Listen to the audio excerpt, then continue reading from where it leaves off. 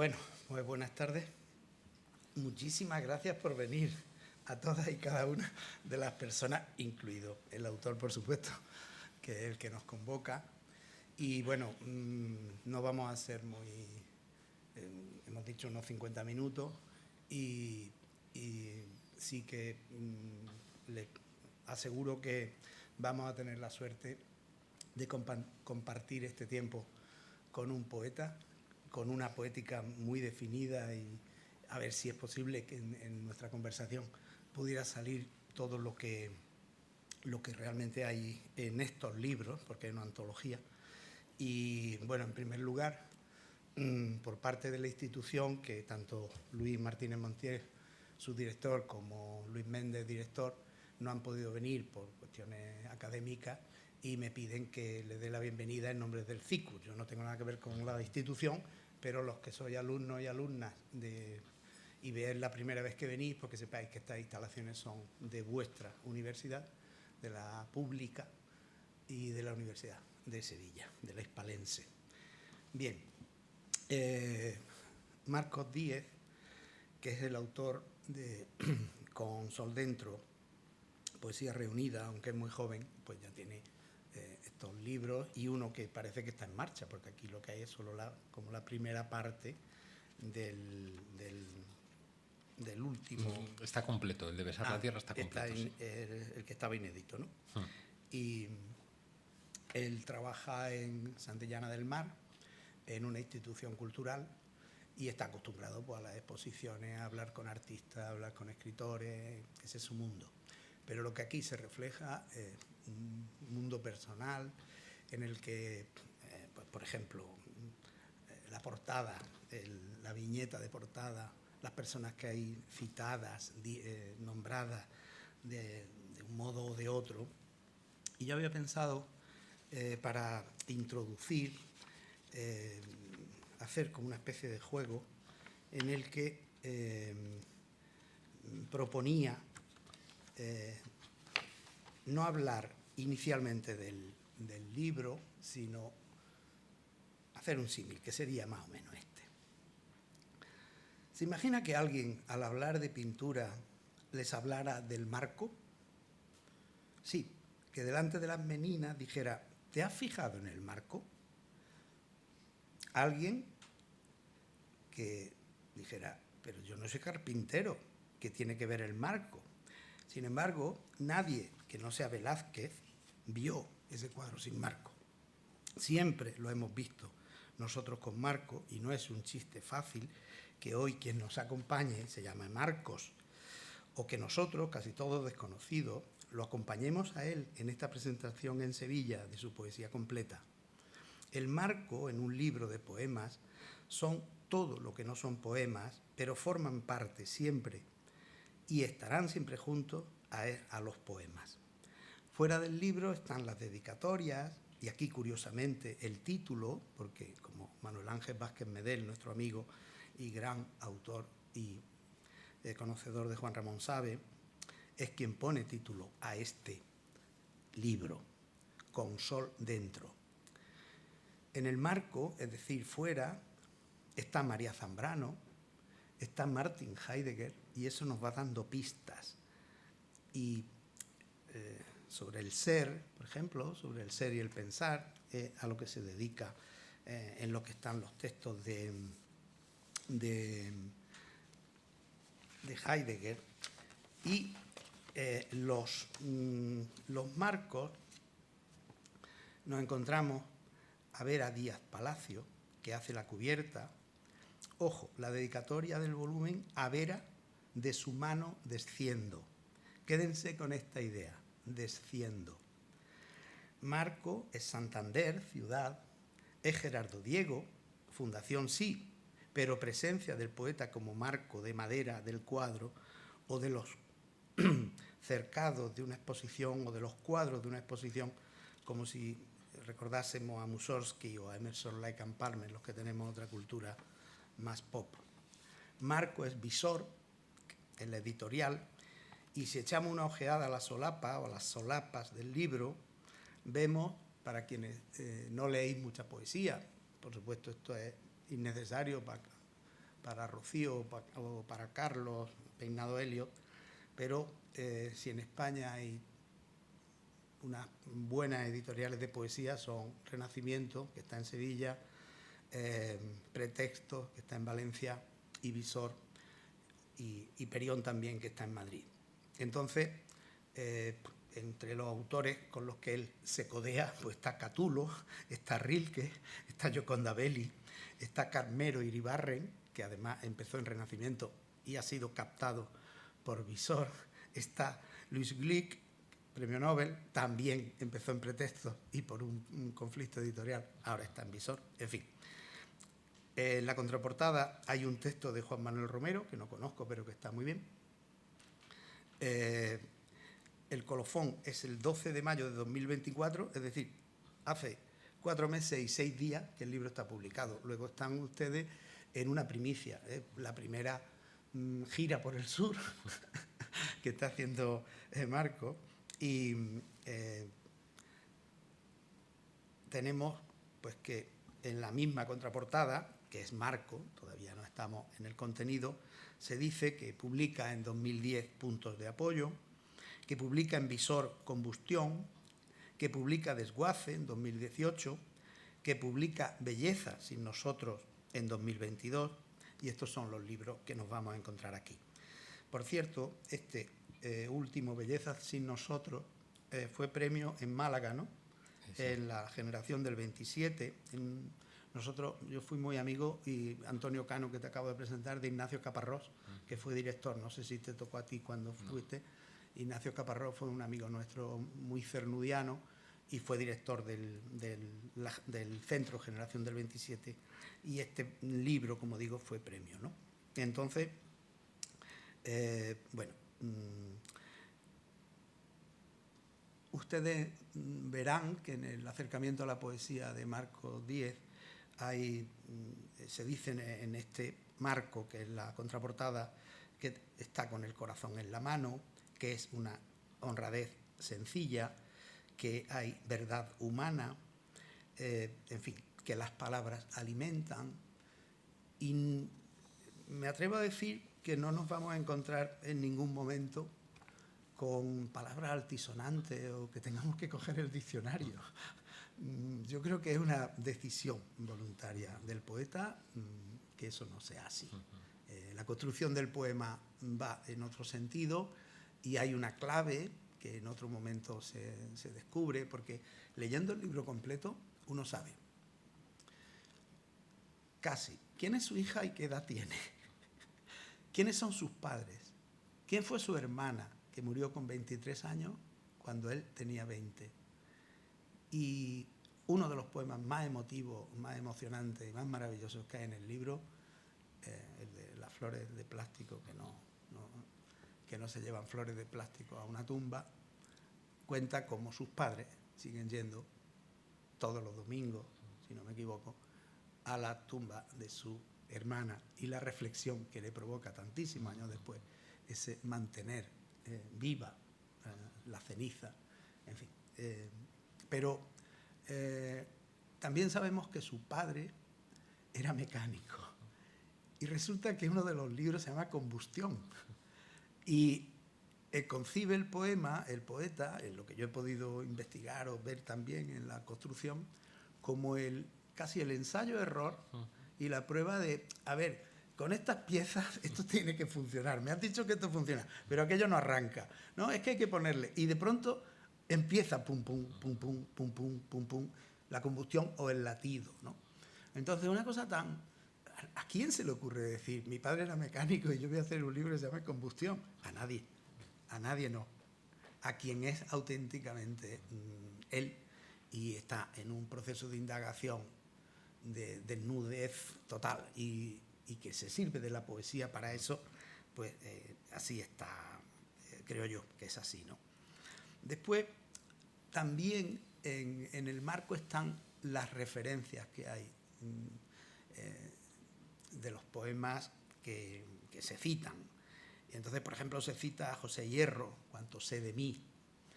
Es muy curioso porque yo, de la generación del 27, conocí a Alberti y a Guillén, pero no conocí a Gerardo Diego.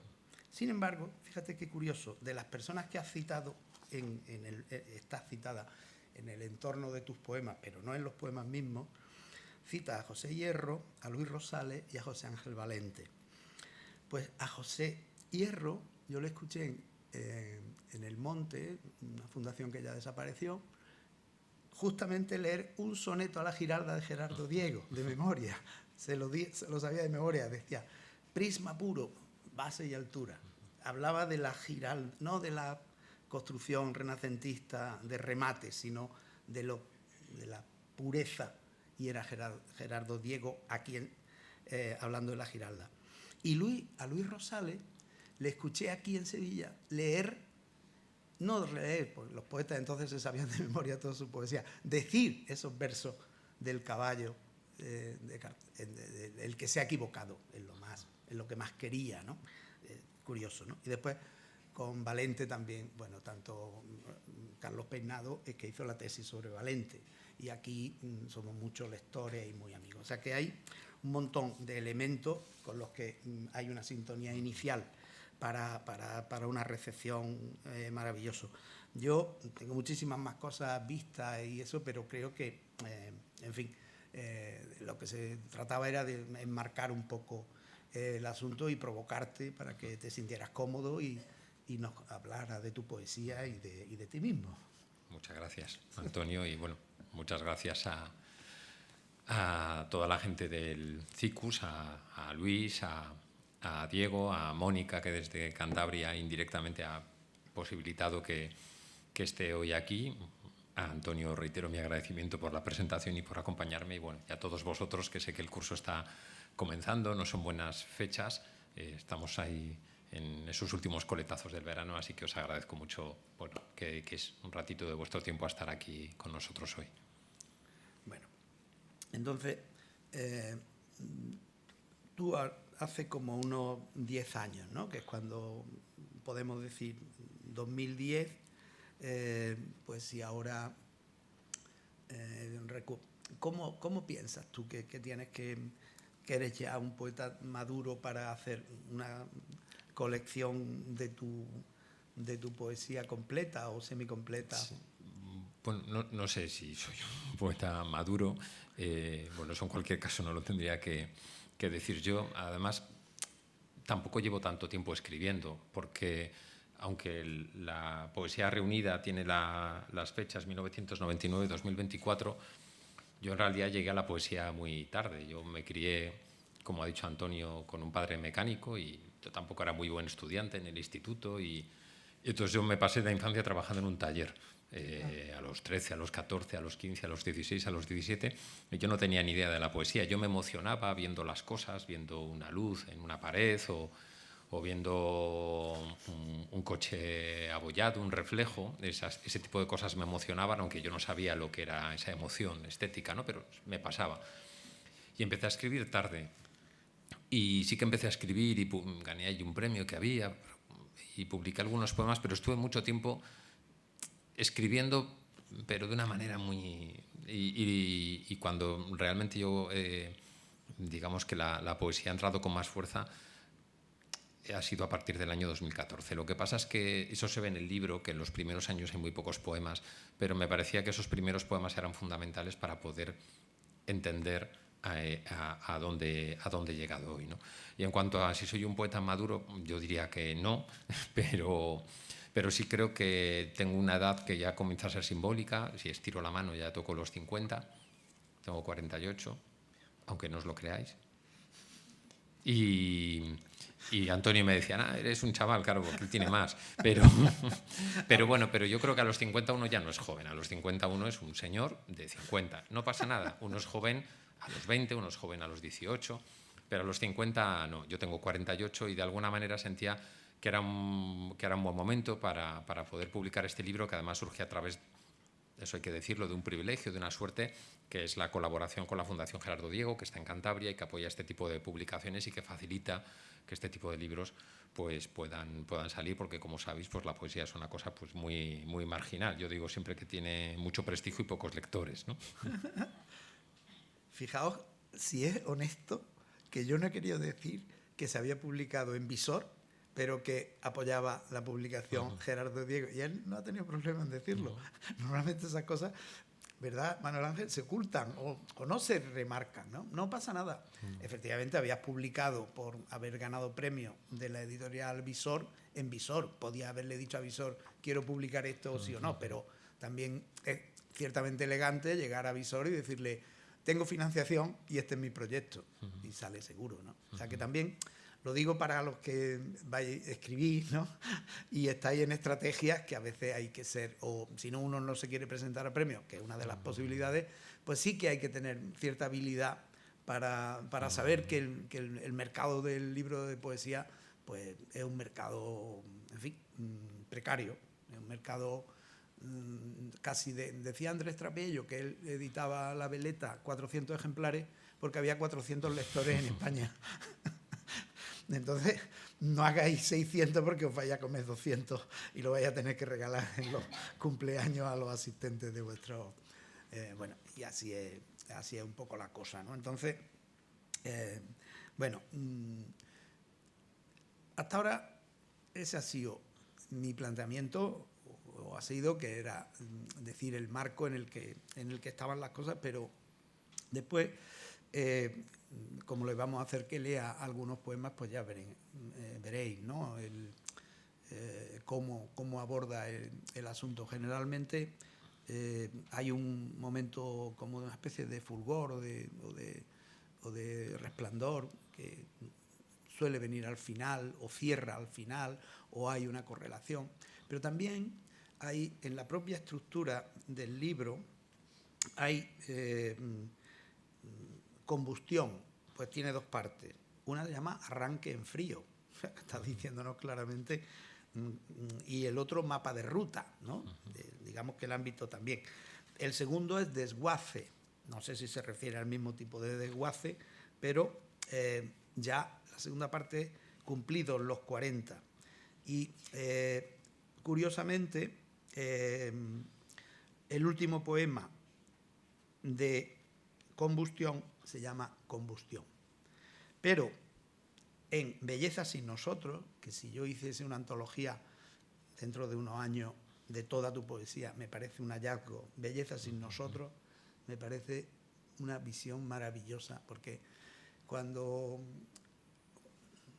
estamos dentro de la contemplación de la belleza, somos plenos. Pero cuando la belleza sigue sin nosotros, no somos absolutamente nada, ¿no? Pensemos en las galaxias que van a continuar dando vueltas cuando nosotros seamos polvo, o pensemos... Entonces, ese contraste entre el momento de plenitud que somos cuando estamos vivos y lo que inevitablemente hemos sido millones de años antes de nacer, y el universo daba vueltas antes de que naciéramos nosotros. Algunos pensarán que no, pero... tenemos certeza, pero después va a seguir dando vueltas sin nosotros. Esa idea de belleza sin nosotros me parece un hallazgo maravilloso. Sí, si queréis puedo recitar el poema. Me encantaría. Sí, yo... Y tiene que ver también con la idea de descenso también, ¿no? Al final, yo me siento muy bien cuando me siento insignificante. En esa insignificancia yo me relajo mucho, pero es una insignificancia que no me priva de tener sentido. Es decir, pues una vida con sentido pese a sentirme insignificante. Y el descenso tiene que ver mucho con eso y también pues esa belleza sin nosotros de la que hablabas. Este es un poema que se titula Temporada de descuidos. Bastó una temporada de descuidos para que la maleza se adueñara del pequeño jardín. Con qué velocidad creció la zarza, cómo la mala hierba fue ganando terreno a aquello que plantamos buscando la armonía. ¿Existe la armonía? Pregunto porque dudo que la armonía exista, porque miro el jardín tomado por las cosas que tú y yo despreciábamos y encuentro que es hermosa la vida desatada, que hay luz en el desorden, que existe una belleza sin nosotros. Qué bonito. La idea de descenso, Marcos, que aparece como una gota que un mal fontanero hubiese dejado sin apretar, en un grifo sin apretar, tú lo cuentas con muchísima naturalidad. Yo te había amenazado con hablar de la catábasis, porque a él no le corresponde ser pedante, pero a quien presenta, para darle importancia a lo que está diciendo, sí puede decir anábasis y catábasis. Mi hija Ana no trabaja con ese lenguaje, pero mi otra hija Sofía sí. Y entonces me dice, papi, tienes que leer no sé qué, tienes que leer no sé cuánto. Y pues sale de clase, nos han dicho hoy. Y entonces un día me habló de la catábasis y digo, sí, hija, sí, a mí me gusta mucho Orfeo.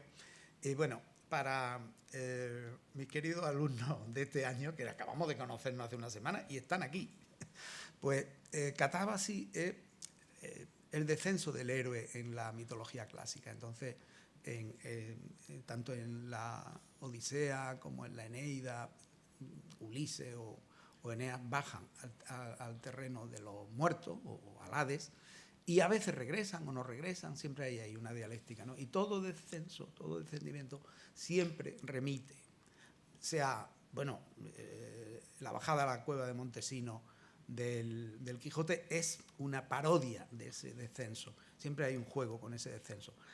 Tú, conociendo toda esa genealogía y después digamos, el patrón de los poetas y de las poetas es Orfeo, que justamente cuando pierde a Eurídice, cuando a la vuelta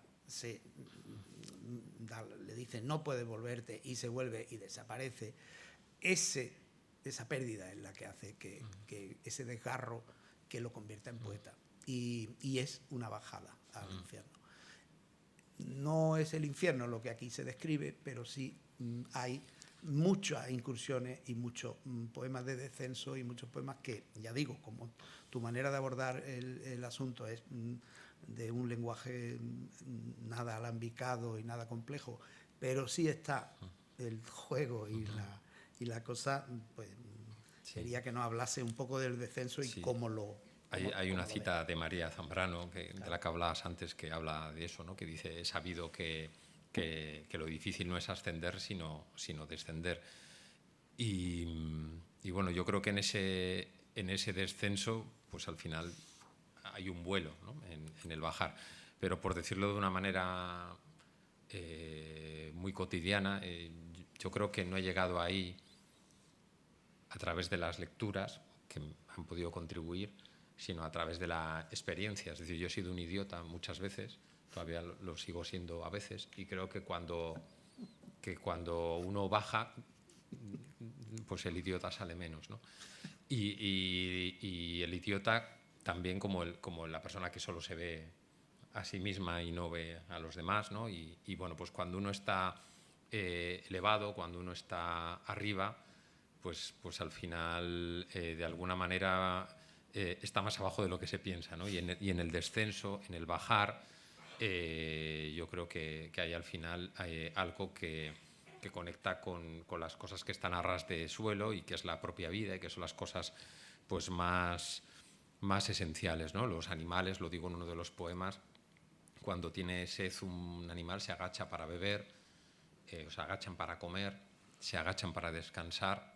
Nosotros nos agachamos cuando estamos enfermos para recuperarnos, nos agachamos para amarnos. Es decir, en el gesto de agacharse hay cosas que son muy nutritivas y que conectan con lo esencial de la vida, ¿no? Estamos ahora en un mundo que es todo lo contrario, no es ascender, hay que subir, hay que crecer, entonces quizás en ese otro gesto pues yo veo un camino que a mí personalmente pues que a través de la experiencia yo noto que me encuentro mejor en ese descenso, ¿no? Y ese descenso también tiene mucho que ver con el reconocimiento de nuestros límites.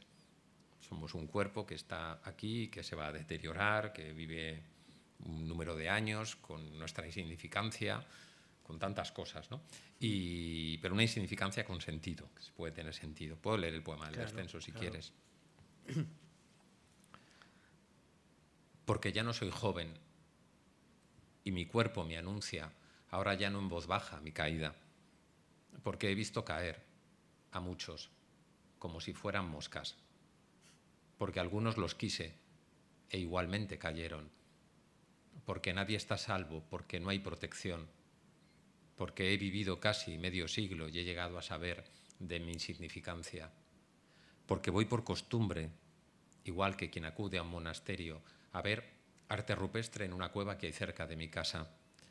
Hace 15.000 años, en un humilde gesto que duró tan solo unos segundos, otros que aquí vivieron arrojaron pigmentos contra la oscuridad y fijaron sus manos, iguales a las mías, en la piedra impasible.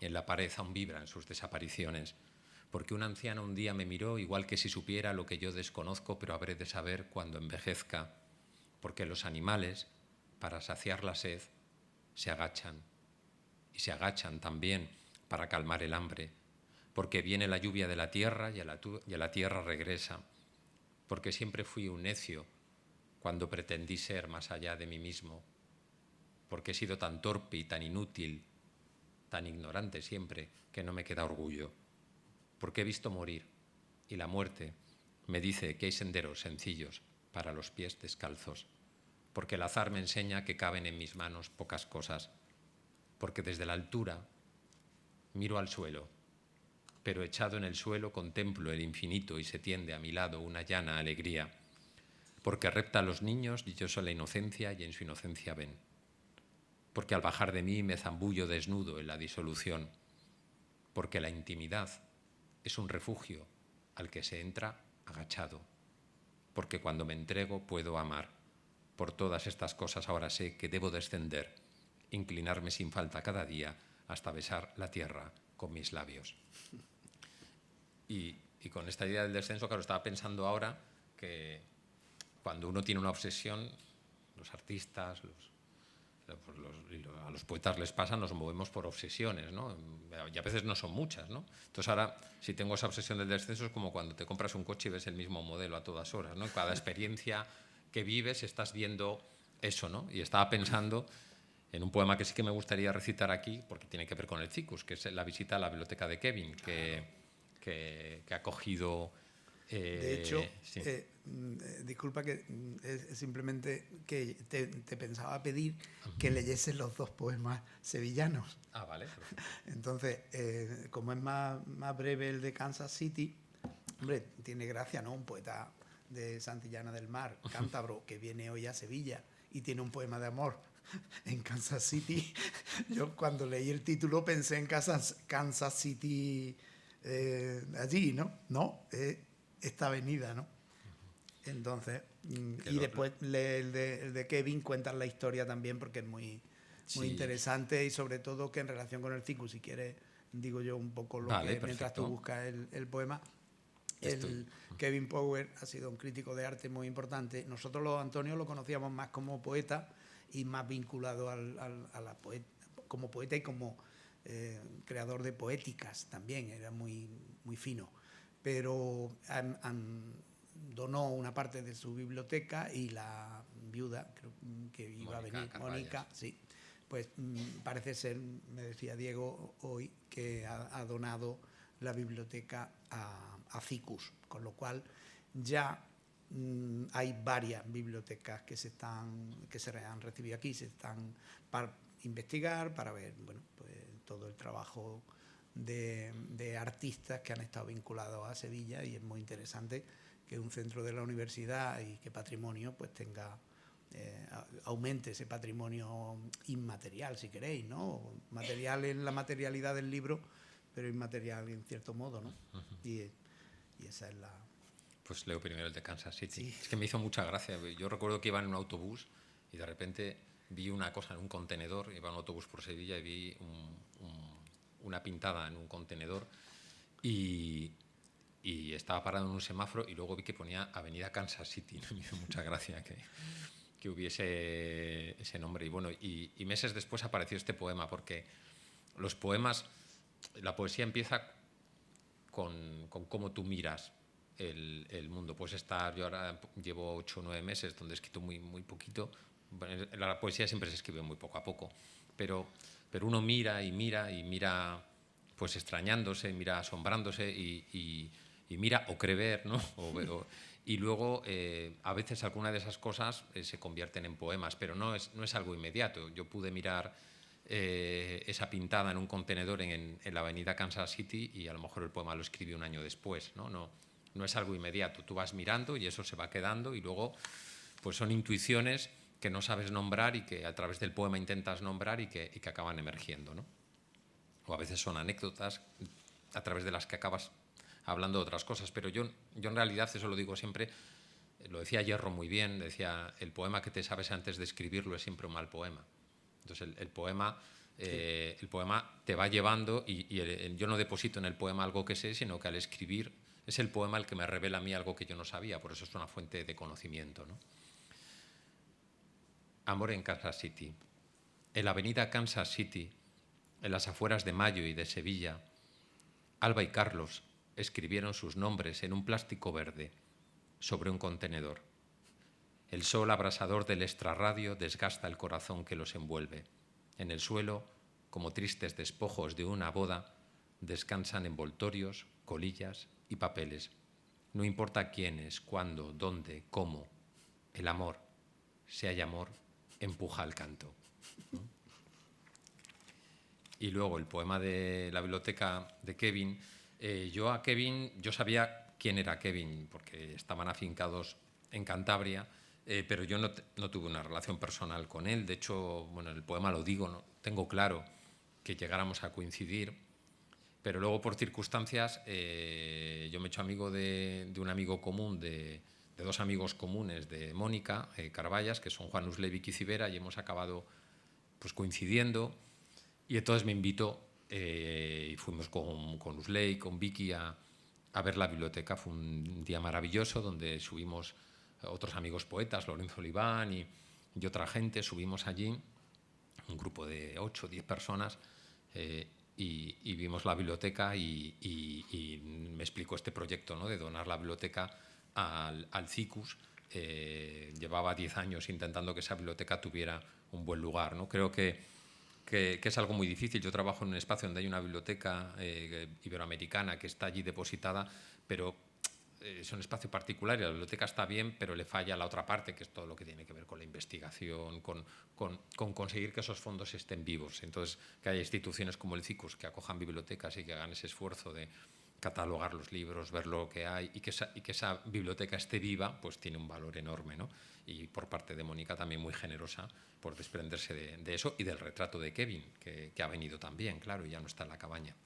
Ella, os contextualizo, vive en una cabaña en el Valle de Pisueña, en Cantabria. ¿Conocéis Cantabria? Pues bueno, vive en la zona interior, entonces bueno, hay que llegar, es una cabaña que está aislada, pequeña, sencilla, y bueno, en Cantabria las casas tradicionales cántabras, el ganado estaba abajo para calentar la casa. Entonces, ahora esa casa es una casa vivienda y bueno, ya lo veréis ahora cuando lea el poema. Visita a una biblioteca en 5 actos. Fuimos a conocer la biblioteca de un hombre que murió hace más de 10 años. Fuimos a la cabaña del Valle de Pisueña, donde eligió vivir, sin mapas, sin señales. Las curvas conducían hacia un lugar recóndito.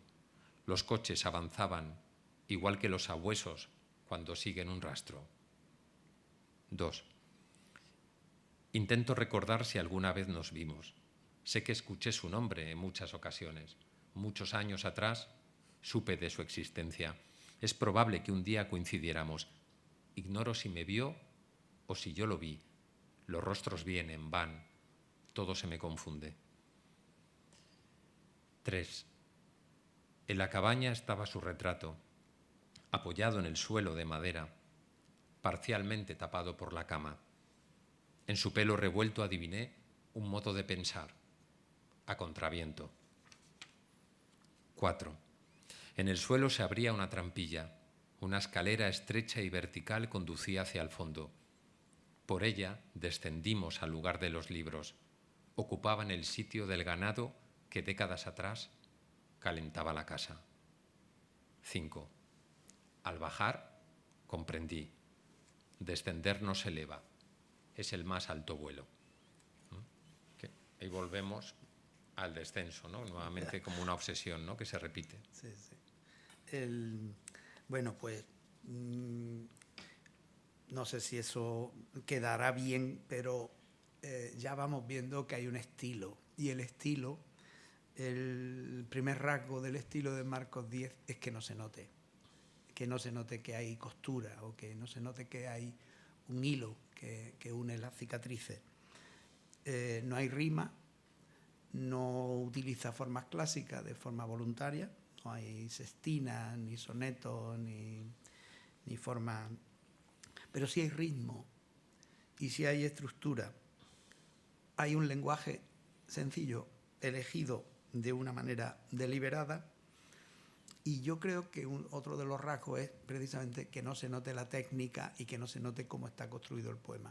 O sea, el poema, hay una parte que quiero relacionar con una lucha que hubo, y tú tomas un partido muy contundente y muy claro y me gusta, en la época en la que José Ángel Valente vivía en Ginebra todavía, hubo aquí un debate entre poesía como conocimiento y poesía como comunicación. Generalmente, una parte del grupo del 50 defendía más la poesía como comunicación porque era necesario pues, que la poesía fuese, en fin, pues, incluso un arma cargada de futuro y otras cosas. Y Valente y otra línea que se tildaron de mística o de tener como deriva en otro sentido, hablaban de la poesía como conocimiento. El más hábil de los poetas del 27, Vicente Aleixandre, recogió esas aguas turbulentas y escribió Diálogos del conocimiento y Poemas de la consumación, con lo cual quería como mediar en esa guerra. Pero tú apuestas claramente en la poesía como conocimiento y como autoconocimiento, porque ¿quién es uno? ¿Y quién es uno en relación con el Marcos Diez que firma los poemas? Entonces yo creo que una de tus militancias es que el poeta se va haciendo en el poema y se va haciendo y se va conociendo en el desenvolvimiento del juego y a veces, efectivamente, como decías tú antes, uno no sabe.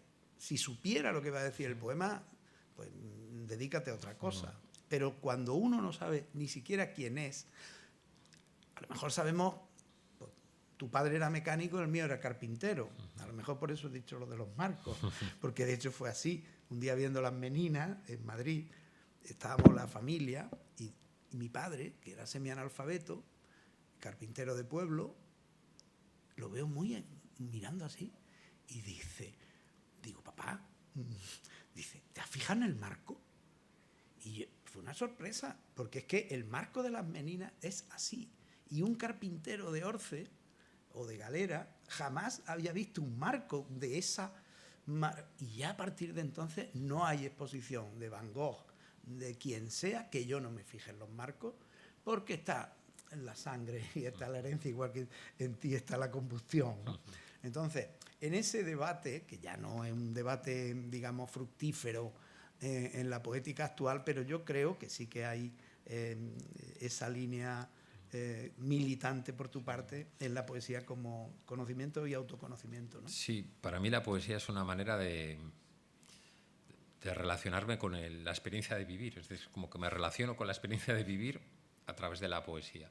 Me ayuda a saber de mí. En ese sentido suscribo lo que decía Hierro en el prólogo de Cuánto sé de mí, que dice, bueno, habrá gente que ame o copoetice mejor que yo.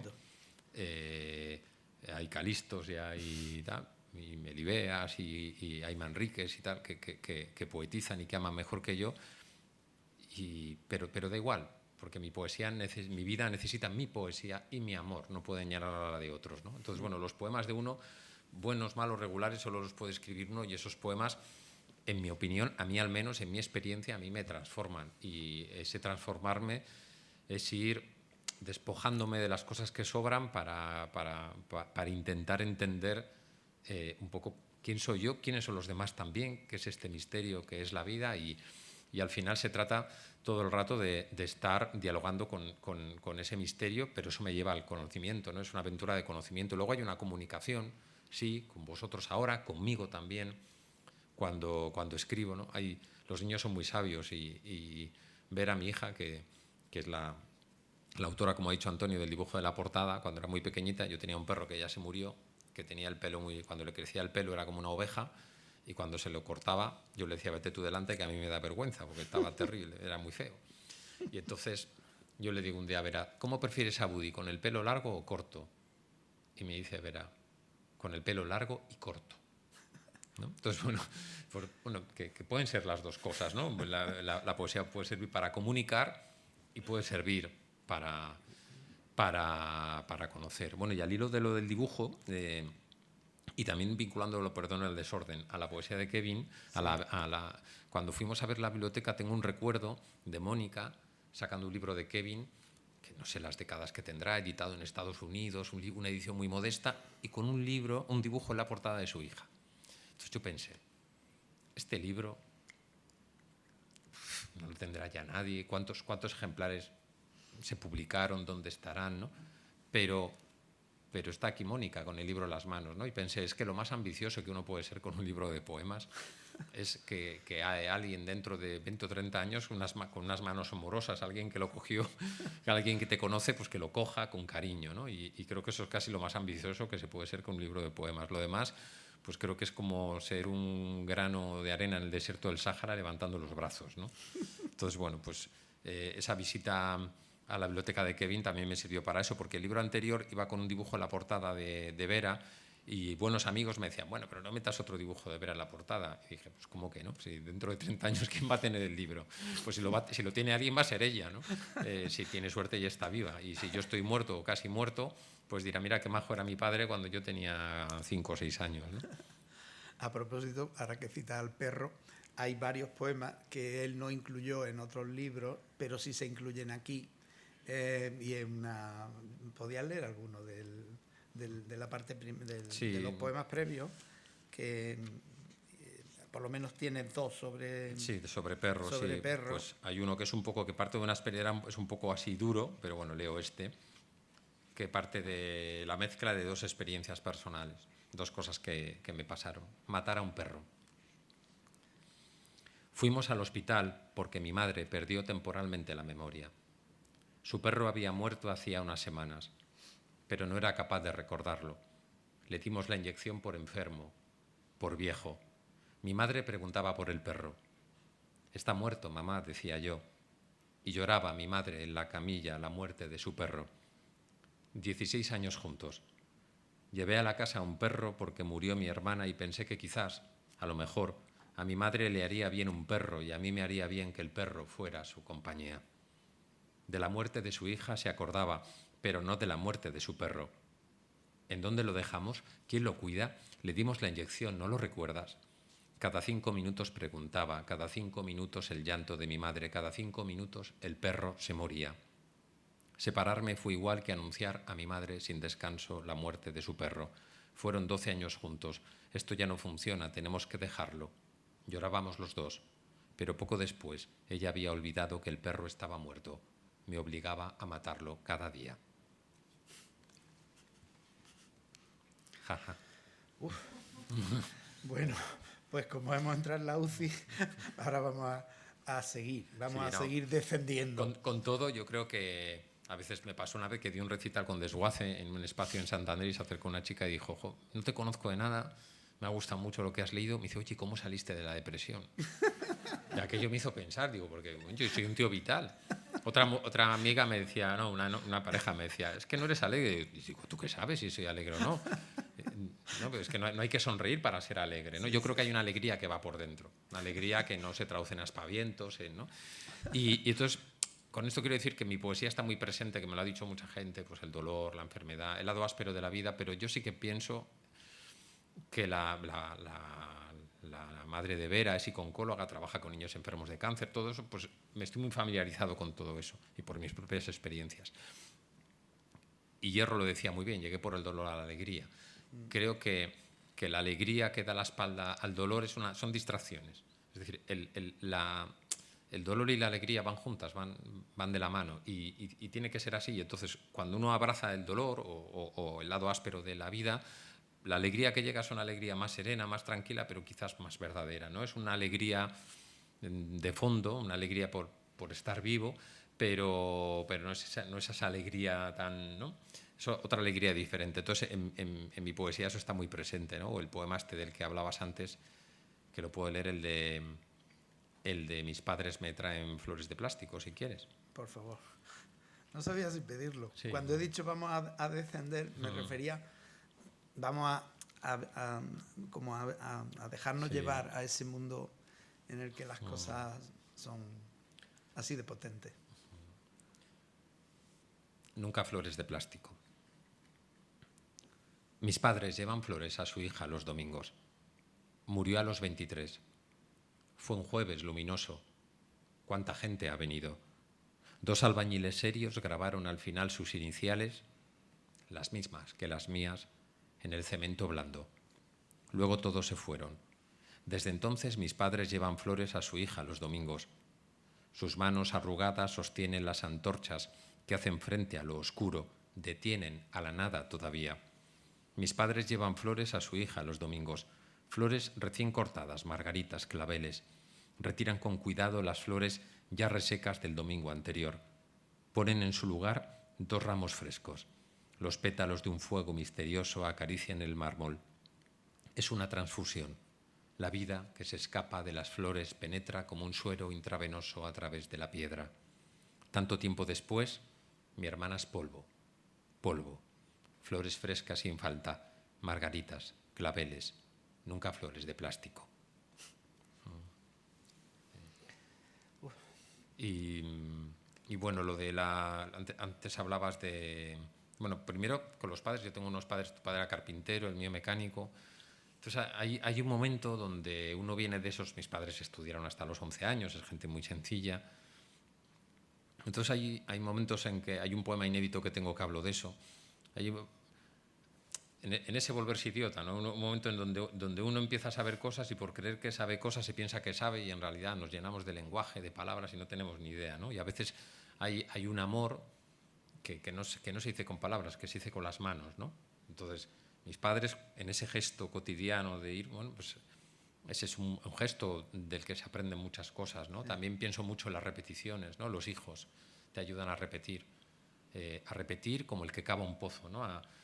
Un niño, yo digo que es la experiencia, la posibilidad que tenemos las personas vulgares, con vidas vulgares, de vivir una experiencia trascendente, ¿no? Porque en este mundo tan autorreferencial y narcisista y egocéntrico, pues no nos damos a los demás, normalmente. Entonces, un niño, un hijo, hace que te des a otro.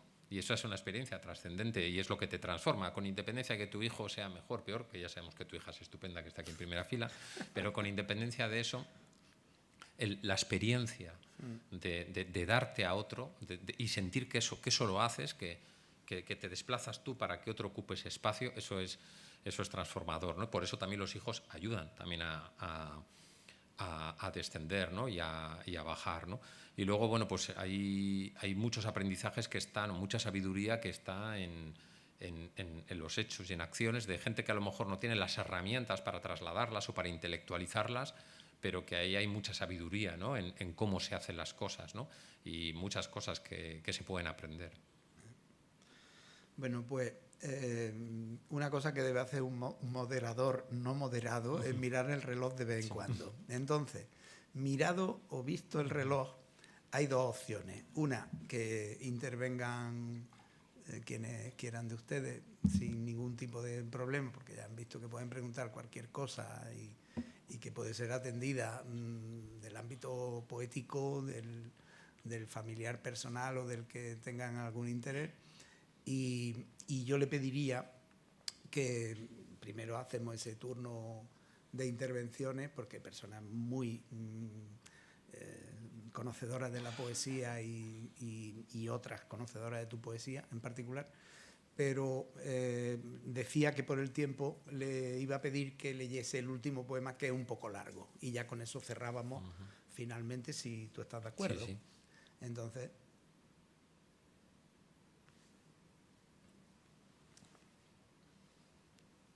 la asamblea se puede manifestar. Pues hoy no han traído. Me dijo Diego que si yo tenía algunos en casa puedo luego, pero claro, el problema es el rollo del... De venir de viaje. No, tengo aquí unos pocos en la mochila, pero bueno, luego podemos hablar. Lo ideal es que hubiese venido una librería, pero sí, pero en cualquier librería, si lo pides, aquí en la librería, ¿cómo se llama? En la librería Palas, que está en Asunción, tenían ejemplares. Y después me han dicho que en botica de lectores se pide y al día siguiente te está. lo tienes. Entonces, pues se quedan con el título, si no, y si no, pues llegan a un acuerdo chamarilero bueno, con el poeta que tiene ejemplares. Pero que mejor es en la librería, siempre. Pero bueno, que sí, yo los traje porque como me dijeron que eso, me dijo, trae algunos por si acaso, pero bueno. Bueno, pero después tiene que ir a Jerez y después a Cádiz, entonces, bueno, que él haga lo que quiera. Sí. Quería preguntarte por tu labor de gestor cultural, ¿no? ¿Cómo lo conjugas también dentro de tu actividad actual? Yo la verdad es que estuve trabajando un tiempo en medios de comunicación y luego empecé a trabajar en instituciones culturales en el año 2008, 2007 y durante un tiempo a mí es que no me gusta trabajar. Es decir, tengo un don me gusta trabajar pues, escribiendo, leyendo, ¿no? Entonces, eso que es un trabajo. Entonces, bueno, pues dirigí una fundación en Santander 8 años, aprendí mucho, pero trabajo que no le deseo a nadie, en una institución pública con muchos, un patronato muy grande, con instituciones públicas, privadas, universidades, ayuntamientos, gobierno, un rollo. Y estuve 8 años y aprendí cosas, pero no me gusta, es que no me gusta. ¿No? Y entonces lo dejé, me fui y tuve la gran suerte porque la vida es algo que no sé, te dicen en esta época de hoy, no, si te esfuerzas lo consigues, bueno, o no, o no, porque también a veces entra también el azar y la suerte, y tuve mucha suerte y unos meses después entró un proyecto que es en el que trabajo ahora, que es la Torre de Don Borja, y este es un proyecto familiar, pequeño, y entonces me deja mucho espacio. Yo entonces tengo mucha flexibilidad, mucho tiempo para cuidar de Vera, entonces ahora pues estoy mejor. Y es un espacio más vinculado al arte que a la literatura. Pero bueno, ahora pues lo llevo bien. En cualquier caso, se lo escuchaba el otro día, o se lo leía a un escritor en el libro este maravilloso, las ediciones de Acantilado de Paris Review, que hay entrevistas a escritores, son 2 tomos maravillosos y yo de vez en cuando me leo alguna. Que dice, el que quiere escribir, escribe y no hay excusas, ¿no? El que al final, si tú tienes esa pulsión, encuentras el momento y lo haces. Y yo, de hecho, algunos de estos libros los he escrito en momentos donde digo, ¿cómo he podido yo sacar tiempo para escribir un libro, ¿no? Pero bueno, en cualquier caso, lo que tengo claro es que el tiempo de la vida es escaso, efímero y finito, y que si podemos dedicarlo a cosas que son significativas para nosotros, sean laborales o no, pues mejor, ¿no? Y lo malo es que a veces en el trabajo, pues por desgracia muchas veces acabamos dedicando una gran cantidad de tiempo a cosas que no son significativas para nosotros, ¿no? Y eso sí que a mí me hace una tragedia, pero a veces no queda otro remedio. Claro. Ya.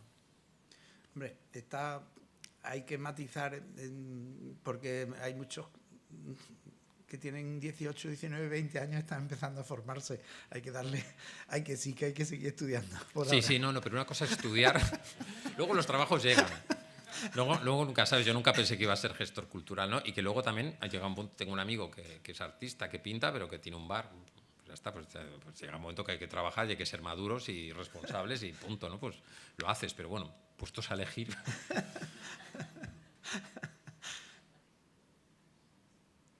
¿Alguna otra pregunta? ¿Tenéis paciencia para escuchar el último poema o no? Sí, seguro. Vale.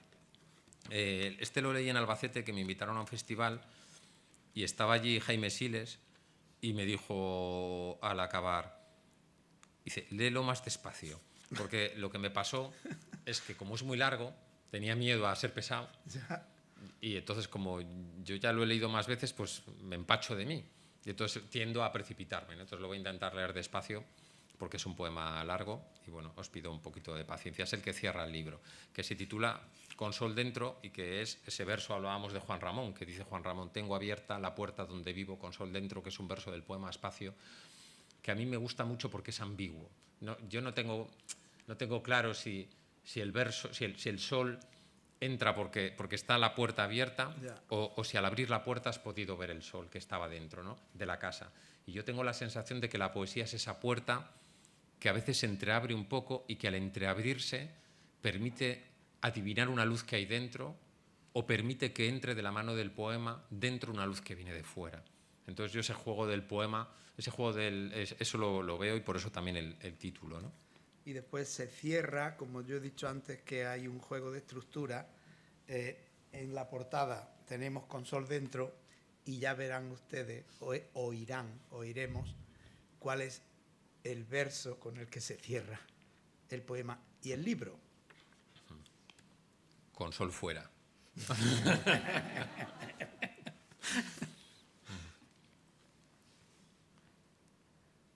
Estaba dentro el sol, o entró cuando miré su luz por vez primera. Ilumina mis ojos lo que ven, o las cosas se encienden con una luz que es suya, mi mirada. No sé, lo desconozco, si hubo un brillo primero latiendo en mi conciencia, o si al principio había tan solo oscuridad, desierto y frío. Ignoro si el amor me fue colonizando y aprendí de ese huésped una verdad tan solo, una verdad que basta, o ya existía en mí igual que una semilla luminosa que crece y persevera en lo profundo. No sé si lo mezquino entró o estaba dentro, como una larva negra. No sé si desde dentro la voy domesticando. No sé si la alimentan desde fuera. ¿Qué había? ¿Qué llegó? ¿Lo que llegó de dónde? ¿Cómo fue edificándose este ser vaporoso, ya casi transparente, no mudo todavía? Si pronuncia mi nombre, no acierto a responder porque estoy disolviéndome. Lo que creí verdad era todo un delirio. En mi nueva ignorancia no intento contestar las preguntas sagradas. A duras penas puedo, algunas veces, rasgar las invenciones, quebrar el pensamiento, asomarme al vacío de los significados, y veo o creo ver lo mismo que el caballo que pasta por la noche bajo una lluvia gélida, o escucho como el mirlo que se entrega en la rama del roble al sonido del mundo, y el aire lo olisqueo lo mismo que los perros, y mi mano se posa en el cristal como lo hace la mosca que tropieza con una transparencia impenetrable que no intenta entender. Así me desvanezco, se expande lo real y acaba la miseria. Así dejo de ser y todo soy, hasta que vuelve mi mente a secuestrarme y me lleva de nuevo al lugar de los sueños. Mi mente que susurra: es del todo imposible vivir sin ilusiones. Eres tú una ilusión. Y en la ilusión me encierro, como quien vuelve a casa, porque qué convincentes pueden llegar a ser las fantasías. Serpientes sigilosas que endulzan su veneno te cubren lentamente lo mismo que una hiedra. Regreso, pero sé que está en el espejismo el puro desamparo, que anida y un vacío cubierto de guirnaldas, festines que prometen saciar el apetito mientras siembran el hambre. Regreso a la ficción que oculta el trauma de no encontrar senderos. Regreso a la desgracia de los días menores que se pueden contar igual que las monedas. Allí crecen las larvas que horadan el sentido. Regreso, aunque he cambiado, y al volver ocupo el escenario igual que un personaje que interpreta un papel sin convicción. Estoy al mismo tiempo fuera y dentro del poder del conjuro. Es un lugar de nadie, un intersticio a donde llegan los signos del poema. No sé lo que me dicen, no intento descifrarlos, solo cojo su mano, me acompañan, me conducen al centro del enigma. Hay mendrugos de luz en el camino. No deslumbran mis ojos, retiran con cuidado los vendajes que ciegan mi visión. Me muestran un prodigio. Es un claro en el bosque sin espacio ni tiempo, donde no hay dentro o fuera. Ya no quiero el engaño. Un mendrugo me basta para estar encendido. Tengo dentro un fulgor, da igual si estaba en mí o entró cuando miré su luz por vez primera. Está todo disuelto en su blancura. Ahora sé que ese fuego, que es llama que no deja que me invada las larvas, que es luz y vida y gozo, necesita mi canto. No hablo ya de palabras. Es un cantar distinto, anterior al lenguaje, el que alimenta el fuego. No necesita voz. Tan solo hay que sentir, sentir, sentir su secreta armonía, arder desnudo en ella. Es una combustión, un himno silencioso. No hace falta saber para cantar el canto. ¿Acaso comprender que estás viviendo? Hablo de comprender, no saber. Son cosas tan distintas. Ocurre, no sé cómo, es todo un gran misterio. Lo cantan al principio los niños muchas veces. Tú también lo cantaste y luego el canto olvidan. Lo recuerdan después, una vida después, cuando son moribundos, y así algunos se van tarareándolo. Adiós, adiós. Encendidos se marchan tras una vida a oscuras. Ay, qué pena, si hubiera comprendido, dicen mientras se adentran para siempre en las sombras. Conviene no ignorar estos lamentos. Al borde de la muerte se encuentra un manantial. Quizás esté allí el canto. O tal vez en el sueño de los recién nacidos, o tal vez en el mar, o tal vez en el bosque, o tal vez en el viento, o tal vez en el cielo con todas sus estrellas, o tal vez en el cuerpo que se abraza a otro cuerpo y tiene miedo y dice, tengo miedo. No sé cómo vivir, no sé cómo vivir, no sé cómo morir, no sé cómo querer, no sé qué es el amor. Ayúdame. No hay que tener vergüenza de decirlo. Ayúdame. Soy niño todavía. A oscuras he vivido y a oscuras aún estoy, si es que no canto. Pero a veces lo logro. Lo encuentro o él me encuentra y se enciende la lumbre y la llama se aviva y caigo en una luz inexplicable. Esto es lo que sucede. Cuando logro cantar vivo así, con sol dentro. Muchas gracias.